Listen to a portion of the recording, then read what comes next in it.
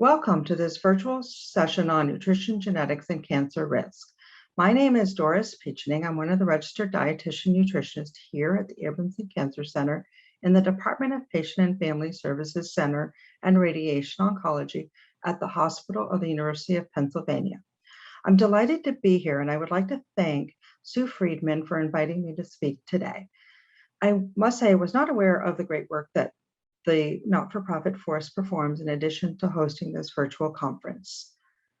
I hope I do not disappoint. If you were looking for a magic cure, a miracle pill, or a set of prescribed precision nutrition meal plans that would cure your cancer or prevent you from ever getting cancer, as I cannot deliver on this type of guarantee.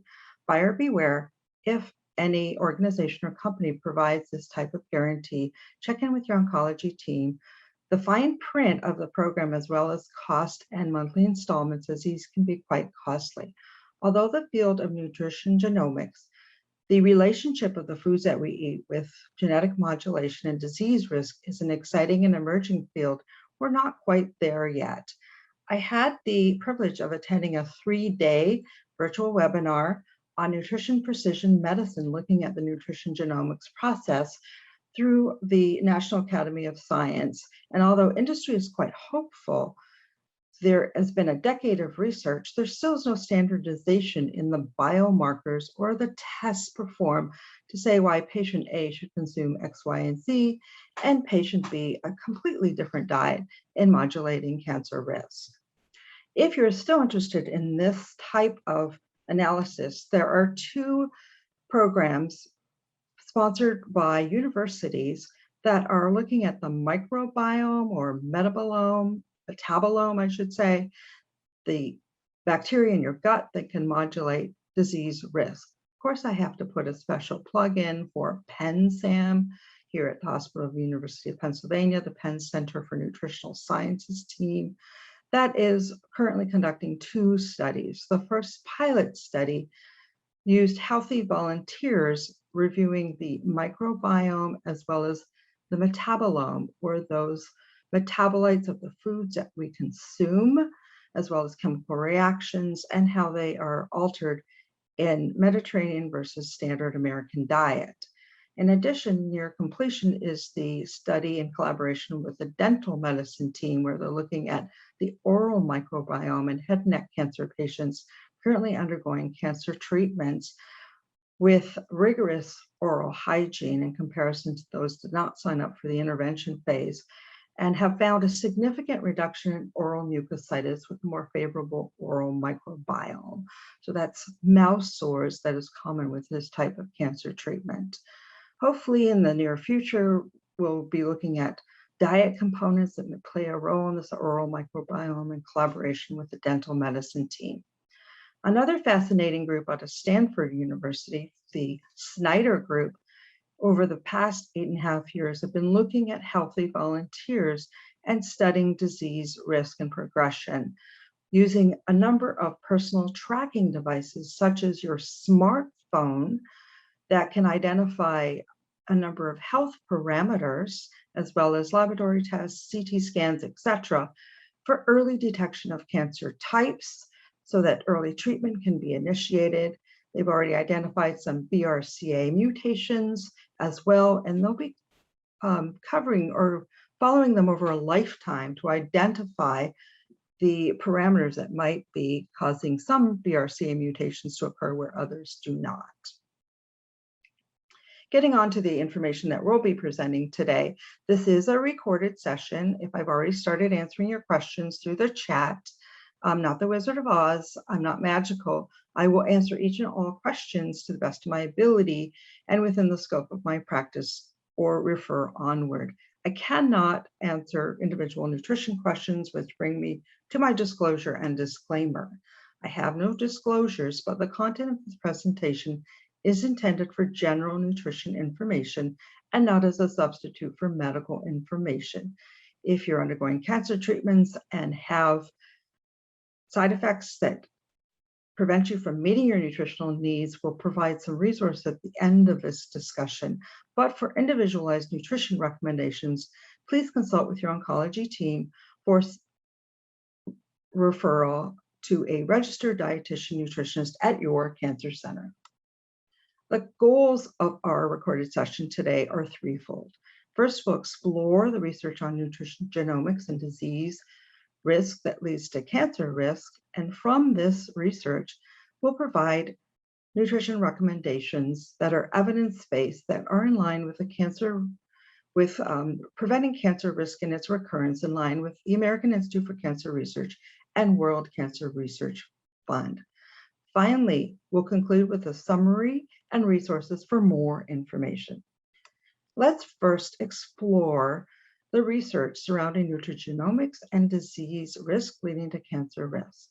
I wanted to include disease risk in this conversation as there are a number of medical conditions that can modify gene expression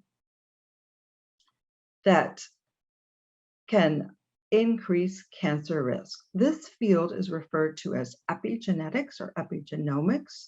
It does not explain or modulate germline genetic mutations, but can explain why some individuals within the same family with similar germline mutations develop cancer at a much earlier age. It progresses more rapidly, and the severity is much more concerning.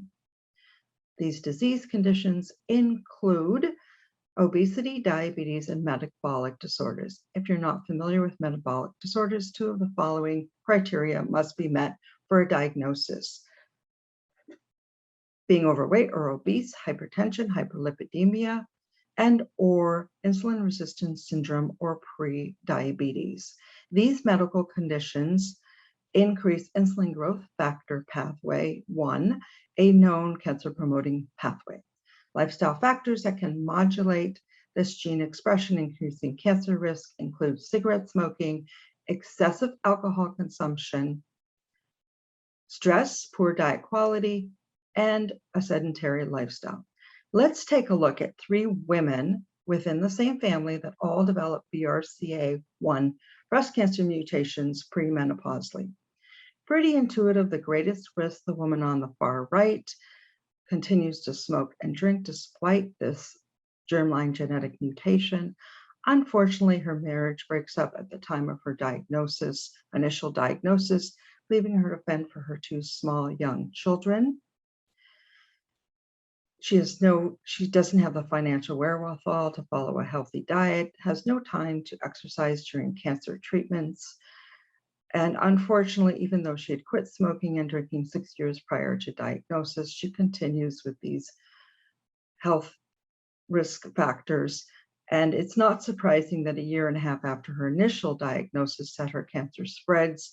And unfortunately, 2.5 years later, she's no longer with us. You might be scratching your head on the woman in the center, not at the lowest risk, but certainly her cancer doesn't progress for 18 years with the same BRCA1 mutation.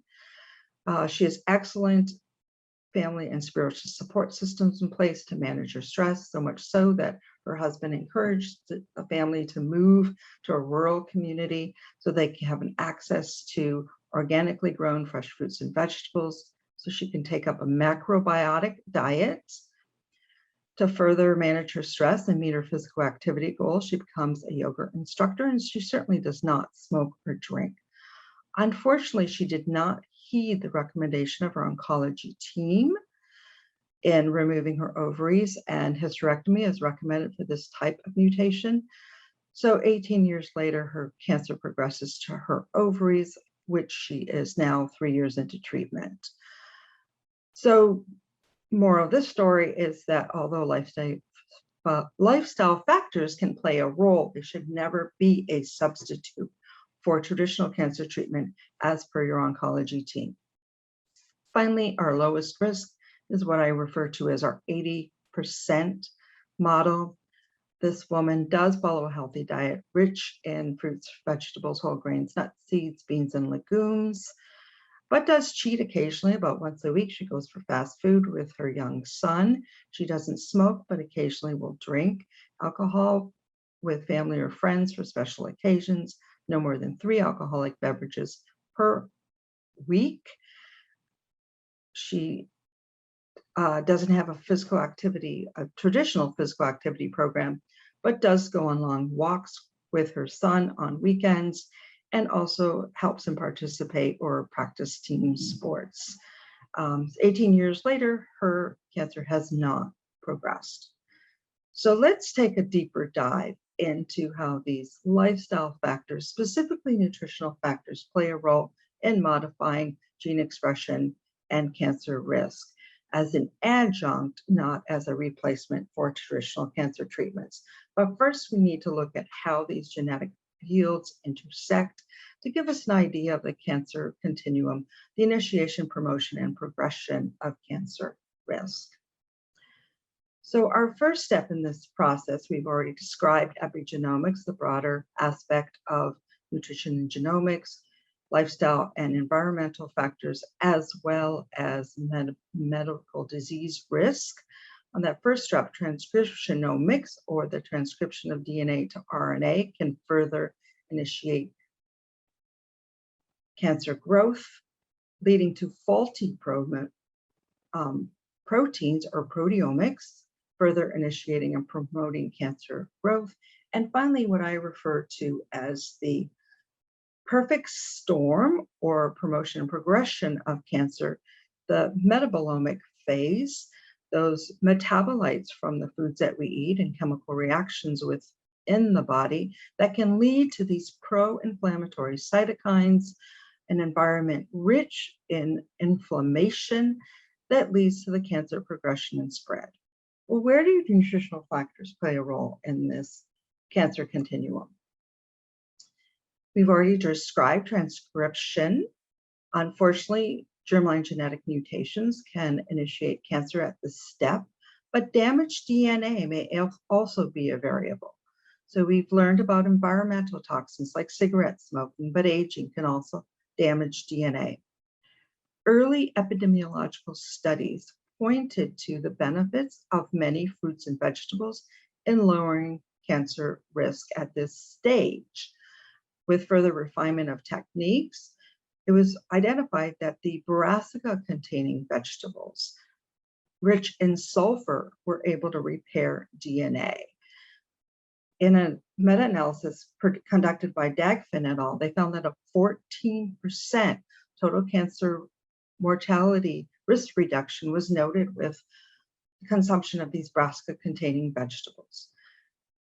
As you can see from this slide, our brassica vegetables include broccoli, cauliflower, Brussels sprouts, arugula, kale, collards, radishes, and cabbage, just to name a few.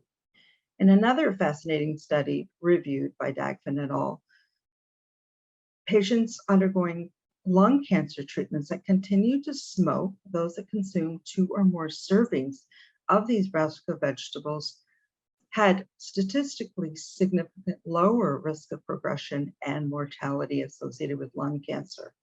That correlates to 1 cup cooked or 2 cups raw of these brassica-containing vegetables. If, unfortunately, we are unable to repair DNA, the further initiation and promotion of cancer through hormone and enzyme pathways can be modified by those medical conditions that were described earlier. Enzymatic reactions are fueled by vitamins and minerals. So those fruits and vegetables from that same Dagfin review gave us a 4% reduction in all cancer mortality with greater consumption to provide those vitamin and minerals needed to further detoxify carcinogens and slowing the rate of cancer progression and promotion.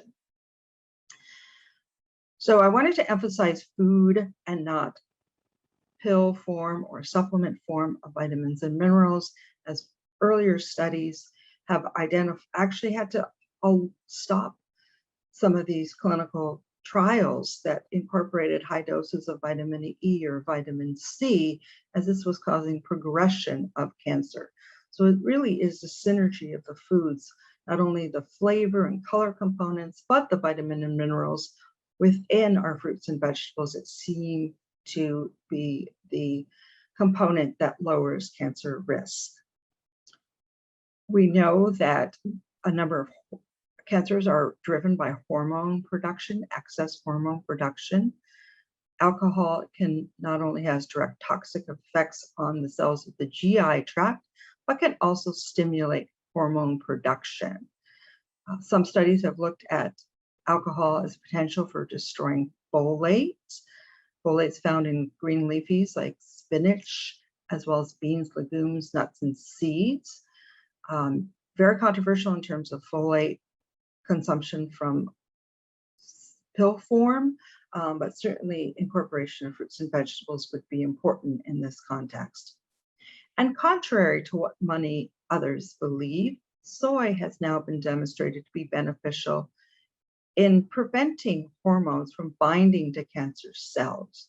So earlier studies looked at rodent models in which soy appeared to increase hormone-specific cancers. Human trials have demonstrated the opposite effects. So soy in the form of tofu, tempeh, miso, edamame, soy milk, for example, is now beneficial in many cancer types, contrary to what we've heard in the past. And finally, that final phase of promotion and progression of cancer, metabolomics, those byproducts of the foods that we eat, as well as these enzyme reactions, the SAD diet, the standard American diet, devoid of color, white pastas, rice, grains, cereals, the only vegetable, a French fry, and they consider tomato ketchup as their vegetable, as well as many fried foods that are high in saturated and trans fat, is the perfect medium for this pro-inflammatory cytokines and inflammatory environment that cancer cells just love to grow in. If we can modulate this by a diet rich in fruits and vegetables and whole grains that provide this antioxidant potential to limit inflammation, we can slow this growth. In addition, foods rich in omega-3 fatty acids like fatty fish, flax, and walnuts can also lower this inflammation. Devella et al., in a review that they conducted on the epigenetics of the Mediterranean diet, looked not only at the components, the individual components of the diet, but whether a overall dietary pattern would be more beneficial. And I thought this was a great way from the research that we've gleaned to review the nutrition recommendations that may lower cancer risk or its recurrence based on the American Institute for Cancer Research and World Cancer Research Fund recommendations.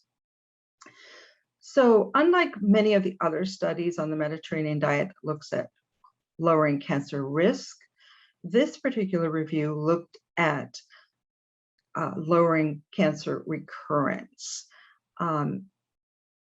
Many other studies have demonstrated a reduction of breast, ovarian, prostate, bladder, and GI cancers.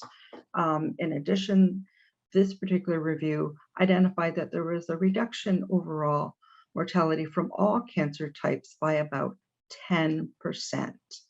This may not seem significant, but when we look at other lifestyle factors, the biggest bang for your buck is smoking cessation, with a 30 to 40% reduction in all cancer mortality.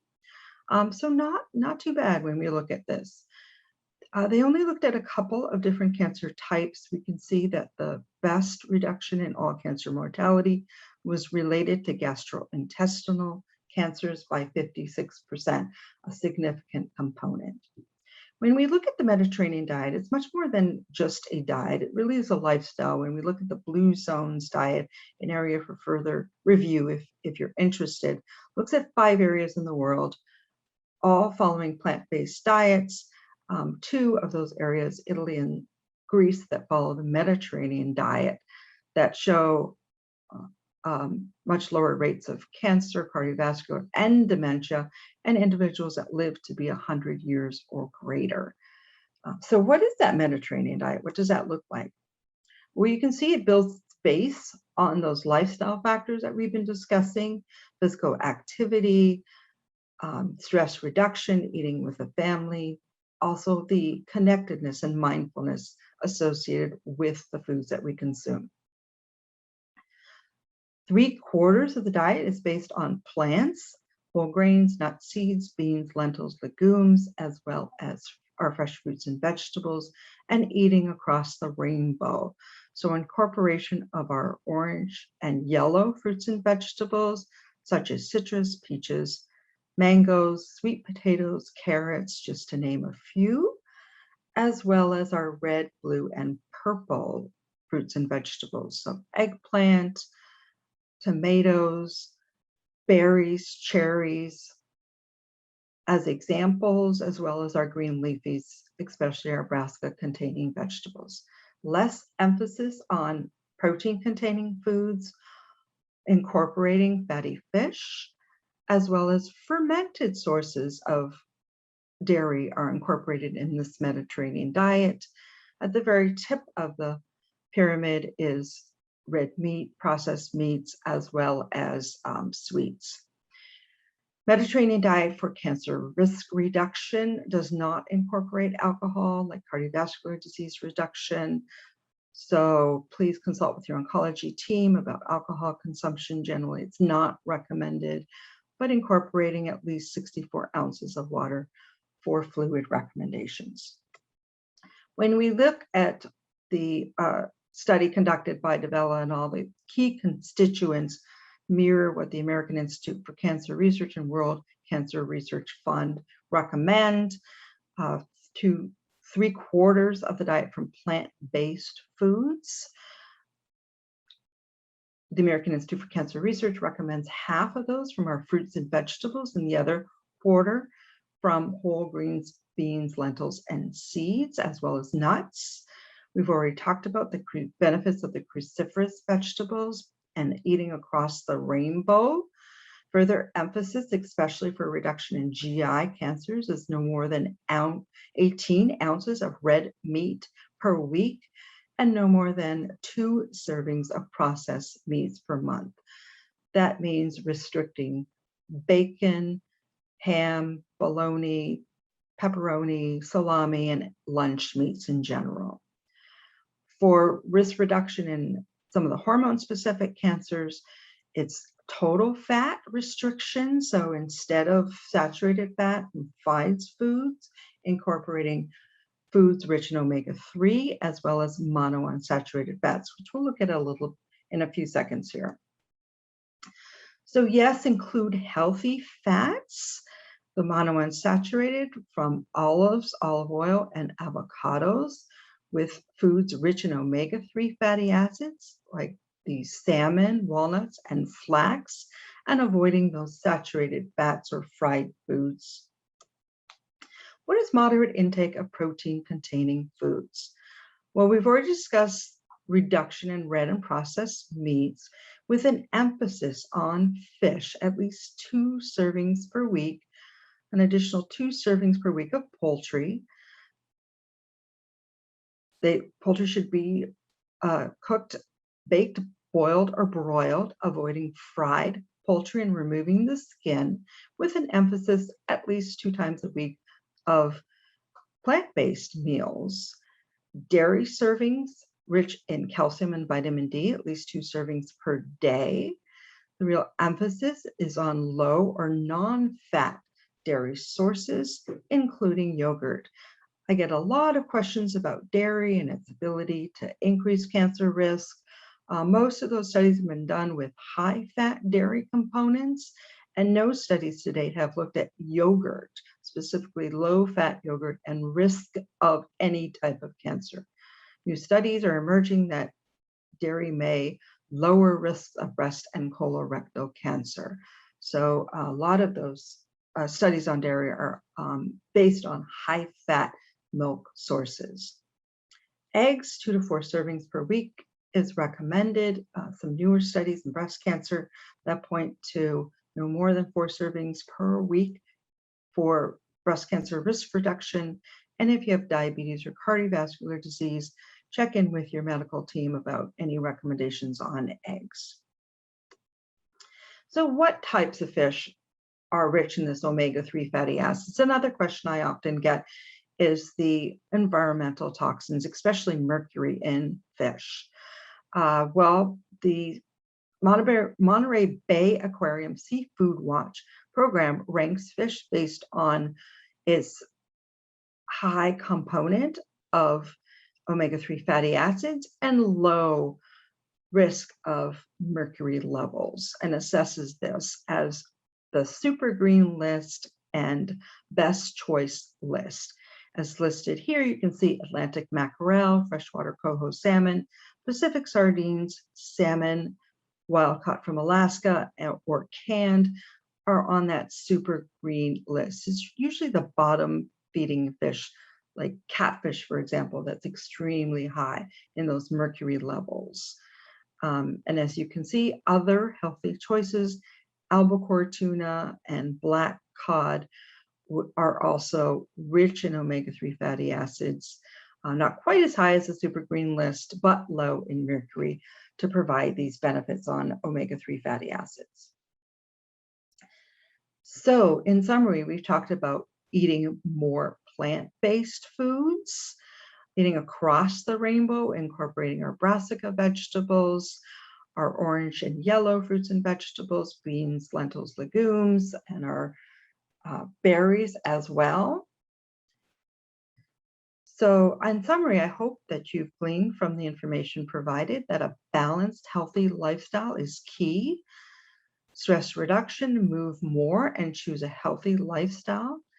Choose more often a whole food, plant-based diet. So 2-3/4 of that should be our plant-based diet, incorporating our omega-3 food sources at least twice weekly from our fatty fish, walnuts, and flax. We've talked about brassica vegetables, berries, cherries, the orange and yellow fruits and vegetables, limiting processed and fried foods, trying to restrict total fat consumption to no more than 25 to 30% of total intake, lowering that saturated fat as well. So resources I wanted to share with you is where to find a registered dietitian through the Academy of Nutrition and Dietetics, or globally through the International Confederation of Dietetic Association. I wanted to provide you with links on the American Institute of Cancer Research, as well as cookbooks and recipes for the Mediterranean diet or the Blue Zone diet that can be instrumental in lowering your risk. As at the beginning of my slide said, I mentioned that looking for tips for nutrition symptom management on our website, OncoLink. We also have more information on the Mediterranean diet, cancer fighters and foods, eat your herbs, where to eat specifically for breast and prostate cancer, and heart health, all listed here. So I also have my references listed. Thank you for your attention, and questions will be answered via the chat.